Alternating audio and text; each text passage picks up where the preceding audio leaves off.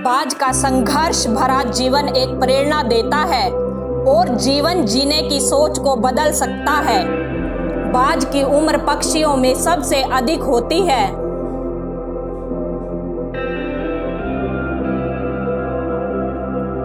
वह 70 वर्ष तक जी सकता है। यह उम्र पाने के लिए उसके जीवन में एक समय ऐसा आता है जब उसे बहुत मुश्किल निर्णय लेना पड़ता है।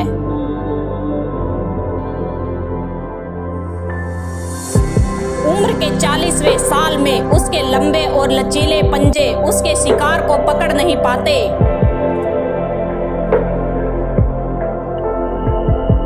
उसकी लंबी और नुकीली चोंच मुड़ जाती है।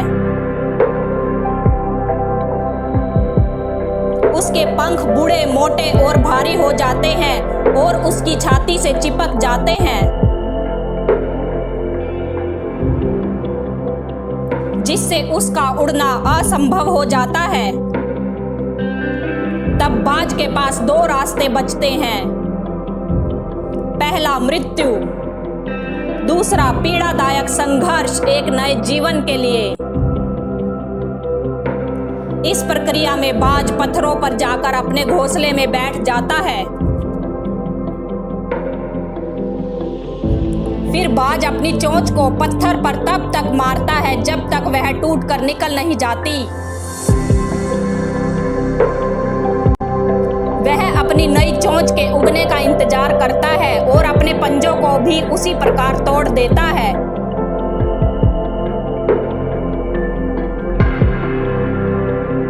एक एक करके वह इस पीड़ादायक समय से निकलता है।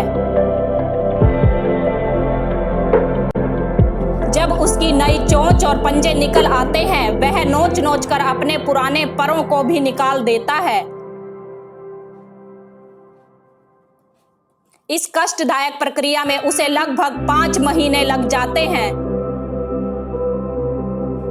और इसके बाद शुरू होता है बाज का पुनर्जन्म।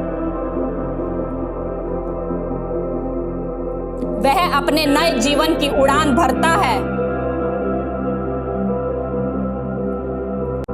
और 30 साल तक और जीता है।